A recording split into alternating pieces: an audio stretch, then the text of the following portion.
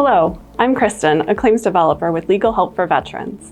I'm here to discuss what happens when a rating decision is received in our office. Step 1 begins when we receive your rating decision. It is then scanned and saved to your file. Once this happens, you will receive an email notification from one of our administrative assistants confirming that the decision has been received. It will then be distributed to your assigned claims developer or attorney. Your claims developer or attorney will first mark the due date in their calendar so we can assure that it is met. We have 1 year from the date the VA issues the decision to appeal your claim.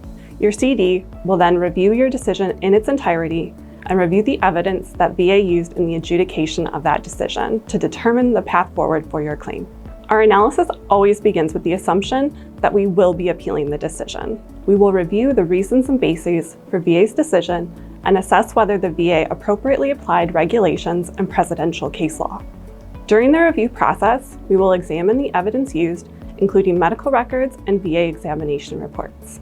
As a part of our due diligence, we must review your claims file, which contains all the evidence used in the adjudication of your claims.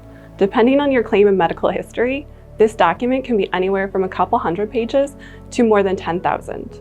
After review, your claims developer will then understand what on your decision can be appealed, and if further documentation is needed to appeal your claim. There are different avenues to appeal your claims, which include a supplemental claim, where there is additional evidence to present to the VA, a higher level review, which means all relevant evidence is already in the file and we disagree with VA's assessment of that evidence, or sending your claims to the Board of Veterans' Appeals to be decided on by a law judge. If it's determined that we should file a supplemental claim, you will be contacted regarding what the additional evidence will be. It could be updated medical records or obtaining a medical opinion. Evidence could also be testimony from yourself, friends, or family, or additional medical records that the VA may not have had at the time of the decision. If we will not be appealing your claim, you will also be contacted by our office via mail, phone, or email.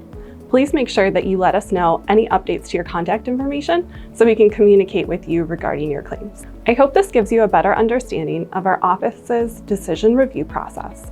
In order to have a productive discussion about the next steps your claim will take, we need time to analyze your decision and review your file. We hope you understand. Once again, I'm Kristen, a claims developer with Legal Help for Veterans. If you have any questions about your claim or our decision review process, please contact our office at 1-800-693-4800, and thank you for your service.